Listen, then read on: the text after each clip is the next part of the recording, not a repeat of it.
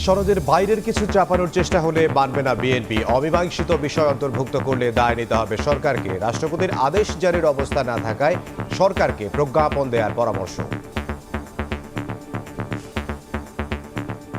স্বাক্ষরিত সনদের বাইরে গিয়ে সরকার কোনো সিদ্ধান্ত নিতে যায়, যারা সনদে স্বাক্ষর করেছে তাদের উপরে কোনো দায় দায়িত্ব বর্তাবে না বা মানতে বাধ্য নয়। একমাত্র অফিসের বাইরে আপনি কোনো কিছু যদি আইন চলে এই দেশের মানুষকে চাপাই দিতে চান, তার সব দায় দায়িত্ব আপনার দেশের মানুষটা গ্রহণ করবে না।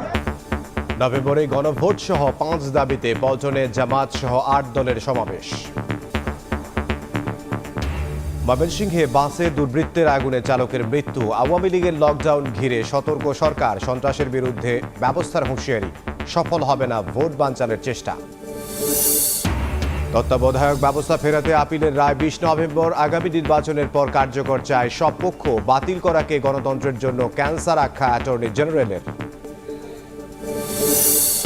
মাধ্যমিকের 3 শ্রেণীর বই ছাপানোর চুক্তি হয়নি এখনো। শেষ সময়ে তড়ি ঘড়িতে নিম্নমানের বই দিয়ে ফায়দা লোটার শঙ্কা। জানুয়ারিতেই পাবে শিক্ষার্থীরা, বলছে কর্তৃপক্ষ।